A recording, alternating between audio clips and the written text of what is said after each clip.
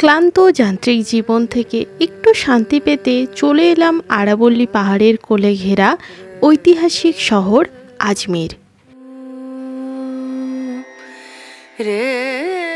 যেখানে বাতাসে মিশে আছে শান্তি আর ভক্তির সুর। আজ আমরা এমন এক জায়গায় আছি যেখানে পা রাখলেই মন জুড়িয়ে যায়। নমস্কার বন্ধুরা, আশা করি সবাই খুব ভালো আছেন। আজ আমি আপনাদের ঘুরে দেখাবো রাজস্থানের এক ঐতিহাসিক এবং আধ্যাত্মিক শহর আজমির।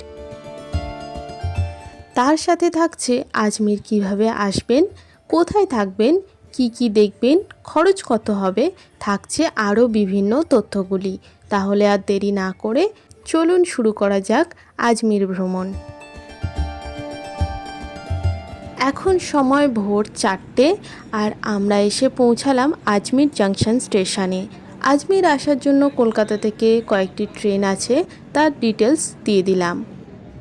কেউ যদি ফ্লাইটে আসতে চান তাহলেও আসতে পারেন। এখানকার নিয়ারেস্ট এয়ারপোর্ট হলো কিষানগড় এয়ারপোর্ট, আজমির থেকে যার দূরত্ব প্রায় 27 কিলোমিটার। 1 নম্বর প্ল্যাটফর্মের 1 নম্বর গেটের কাছে রয়েছে ক্লক রুম এবং 2 নম্বর গেটের কাছে রয়েছে ডিজিটাল লকার। ট্রেন দিয়েছিল 6 নম্বর প্ল্যাটফর্মে, ওখান থেকে আমরা এলাম 1 নম্বর প্ল্যাটফর্মে। এদিকে রয়েছে জনহার আর এই দিকে রয়েছে রিটার্নিং রুম। এই সিঁড়ি দিয়ে উপরেই রয়েছে রিটার্নিং রুম। আমরা আজমির রেলওয়ে স্টেশনে রিটার্নিং রুম বুক করে রেখেছিলাম, এখন আমরা সেখানেই যাচ্ছি। এখানে আমরা কিছুটা রেস্ট নেব, তারপর বেরিয়ে পড়ব আজমির ভ্রমণের উদ্দেশ্যে।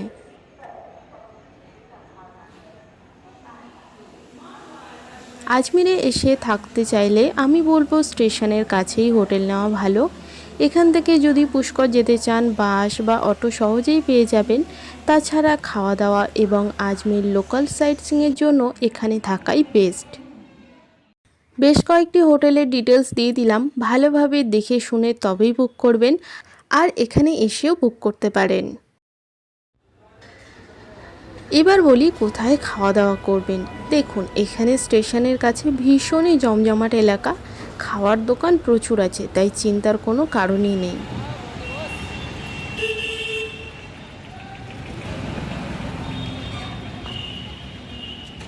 রেলওয়ে স্টেশনের বাইরেই আপনারা অটো টোটো সব কিছু পেয়ে যাবেন, আর এই পাশেই রয়েছে ক্লক টাওয়ার।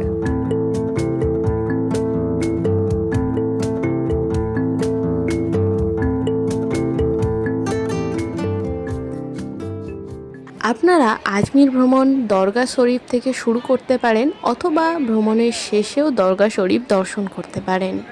আজমিরের যেসব লোকাল সাইটসিংগুলো রয়েছে ওগুলো ঘুরে তারপর আমরা বিকালে যাব আজমির শরীফ দরগাতে। আপনারা চাইলে একটি অটো বুক করে নিতে পারেন এখানকার সবগুলি জায়গা ঘুরে দেখার জন্য। অটো বা টোটোতে যাওয়ার আগে অবশ্যই দরদাম করে নেবেন। আমরা হেঁটে চলে গিয়েছিলাম যেহেতু অল্প রাস্তা। প্রথমেই আমরা চলে এসেছি সোনি জি কি নাসিয়া জৈন টেম্পল।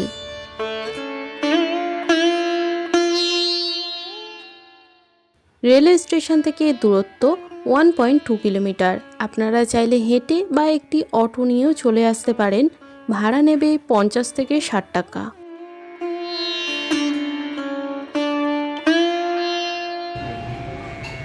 এখানে এন্ট্রান্স ফি পার পারসন 30 টাকা।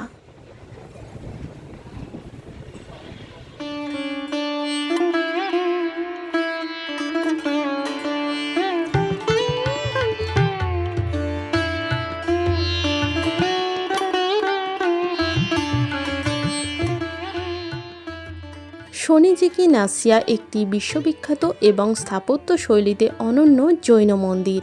এটি প্রধানত দিগম্বর জৈন সম্প্রদায়ের একটি পবিত্র তীর্থস্থান। মন্দিরের নির্মাণ কাজ শুরু হয়েছিল 1864 সালের 10ই অক্টোবর। আজমিরের এক অত্যন্ত ধনী ও প্রভাবশালী ব্যবসায়ী রায় বাহাদুর সেঠ মূলচাঁদ সোনি এবং তার পুত্র নেমিচাঁদ শনি এই মন্দিরের নির্মাণ শুরু করান। শেঠ মূলচাঁদ শনির নামানুসারেই এই মন্দিরের নাম হয় সোনি জি কি নাসিয়া।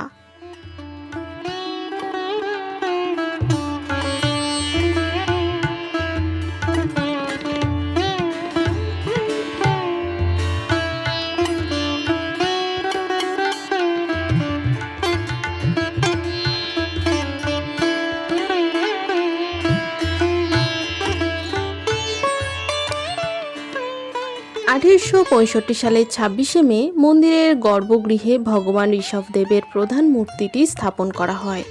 এই মন্দিরের মূল আকর্ষণ হল পিছনের অংশে অবস্থিত একটি দ্বিতল মিউজিয়াম হল, যা স্বর্ণনগরী বা সোনার শহর নামে পরিচিত।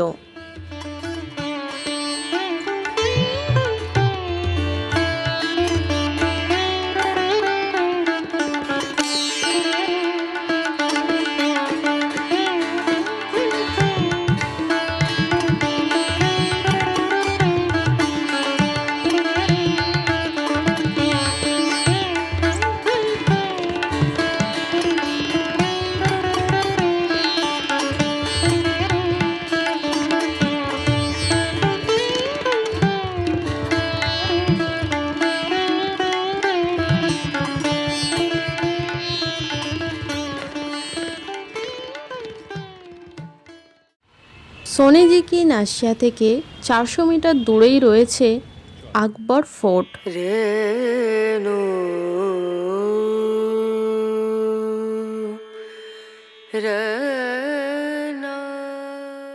এই দুর্গের কিছুটা অংশতে রয়েছে মিউজিয়াম।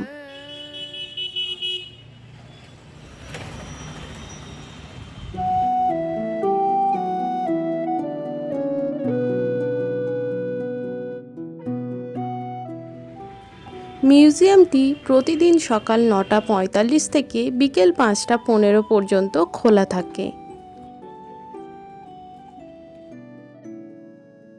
আজমের গভর্নমেন্ট মিউজিয়াম রাজস্থানের আজমেরের একটি অন্যতম ঐতিহাসিক আকর্ষণ। এটি আকবরের দুর্গের ভিতরে অবস্থিত।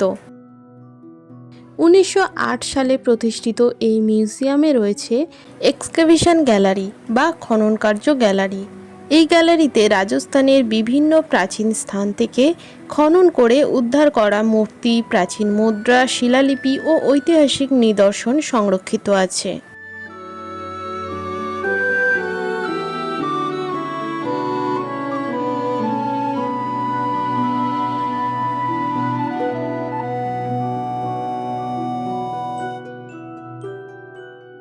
এছাড়াও রয়েছে প্রত্নতাত্ত্বিক ও প্রাচীন ভাস্কর্য গ্যালারি।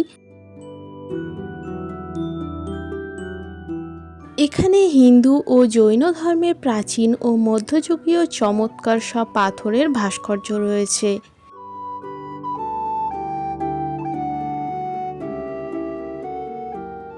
আর আছে ক্ষুদ্র চিত্র বা মিনিয়েচার পেইন্টিং। এই মিউজিয়ামের অন্যতম প্রধান আকর্ষণ হল হাতের তালুর চেয়েও ছোট ক্যানভাসে আঁকা মুঘল ও রাজপুত ঘরানার মিনিয়েচার পেইন্টিং। কারুশিল্প ও অন্যান্য ঐতিহ্য গ্যালারিতে রয়েছে ঐতিহ্যবাহী রাজস্থানী পোশাক, অলংকার এবং টেক্সটাইল।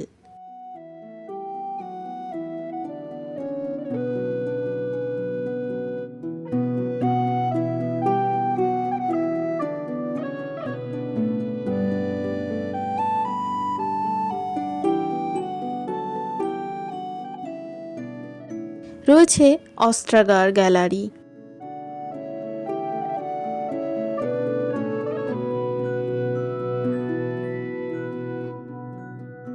অস্ত্রাগার গ্যালারিতে মধ্যযুগীয় নানা যুদ্ধাস্ত্র রয়েছে, যেমন তলোয়ার, ঢাল, খঞ্জর, কাতার ইত্যাদি।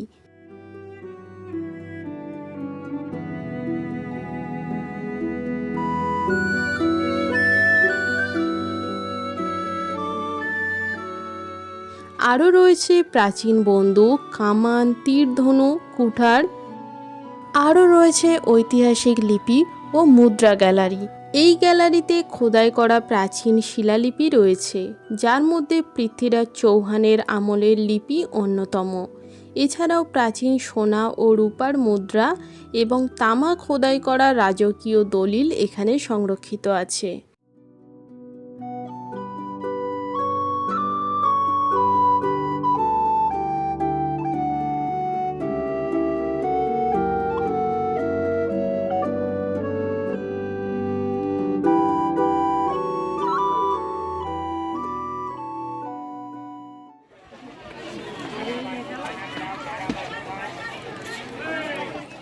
মিউজিয়াম থেকে মাত্র 1.2 কিলোমিটার দূরেই রয়েছে আড়াই দিন কা ঝোপড়া।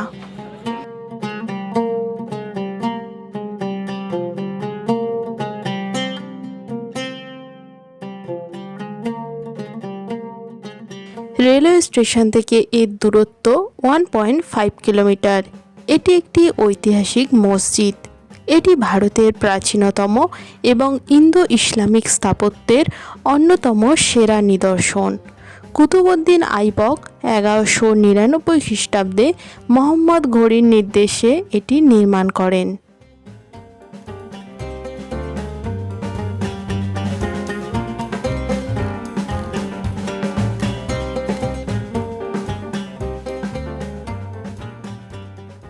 এই স্থানটি প্রথমে একটি সংস্কৃত কলেজ ও মন্দির ছিল, যা চৌহান রাজা বিগ্রহরাজ চতুর্থ নির্মাণ করেছিলেন। 1192 খ্রিস্টাব্দে পৃথ্বীরাজ চৌহান পরাজিত হওয়ার পর কুতুবউদ্দিন আইবক এই শিক্ষা প্রতিষ্ঠানটি ভেঙে মসজিদে পরিণত করেন। লোককথা অনুযায়ী মাত্র আড়াই দিনে এটি তৈরি হয়েছিল বলে এর নাম আড়াই দিন কা ঝোপড়া হয়েছে। আবার অনেকের মতে এখানে আড়াই দিন ধরে মেলা হতো, তাই এখানকার নাম আড়াই দিন কা ঝোপড়া।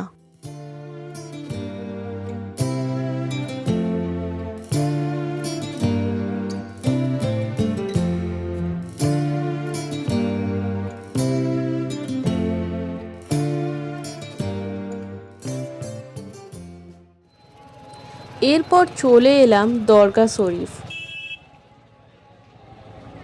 রেলওয়ে স্টেশন থেকে দূরত্ব মাত্র 1.2 কিলোমিটার এবং আড়াই দিন কা ঝোপড়া থেকে দূরত্ব মাত্র 450 মিটার। দরগাতে প্রবেশের জন্য এটাই হলো মেন গেট।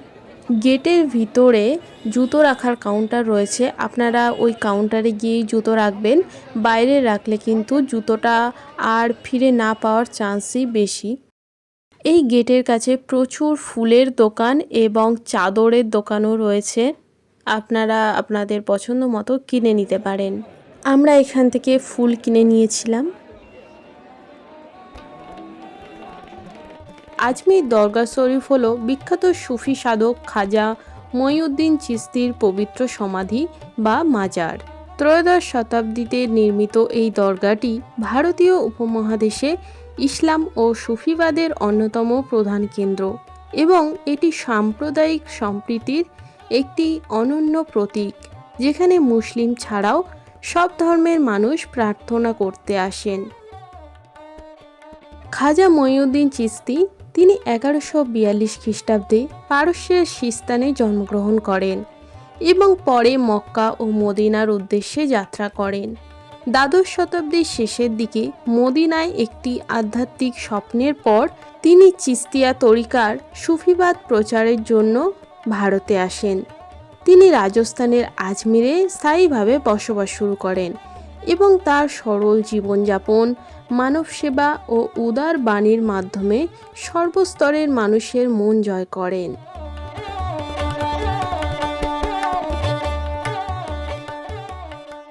1236 খ্রিস্টাব্দ এই মহান সুফি সাধক পরলোক গমন করেন।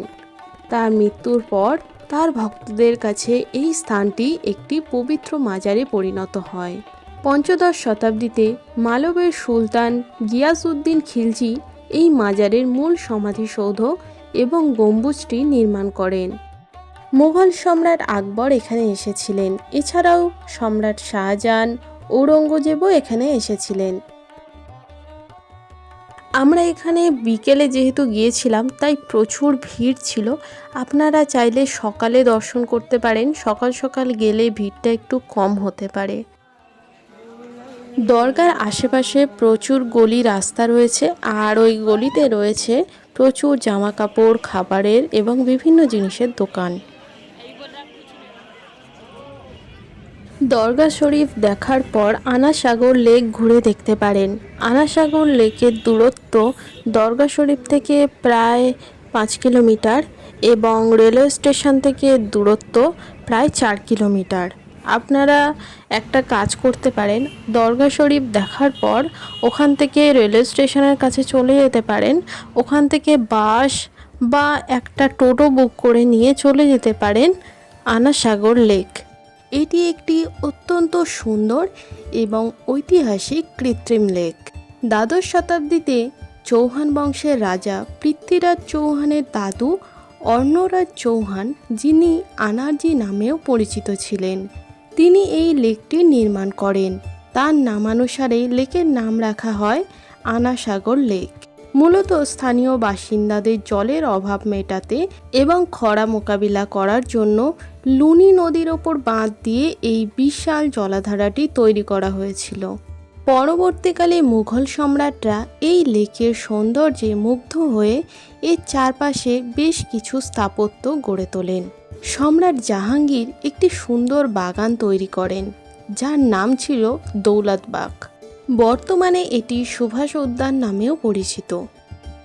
1637 খ্রিস্টাব্দে সম্রাট শাহজাহান লেক ও বাগানের মাঝে সাদা মার্বেল পাথরের 5টি প্যাভিলিয়ন বা বারাদারি নির্মাণ করেন। লেকটি প্রায় 13 কিলোমিটার এলাকা জুড়ে বিস্তৃত। এর সর্বোচ্চ গভীরতা প্রায় 14 ফুট। ভিডিওটি এখানেই শেষ করছি। আজকের ভ্রমণ আপনাদের কেমন লাগলো অবশ্যই কমেন্টে জানাবেন। এরকম ভিডিও আরও দেখার জন্য চ্যানেলটি সাবস্ক্রাইব করে রাখতে ভুলবেন না। দেখা হচ্ছে পরের ভিডিওতে।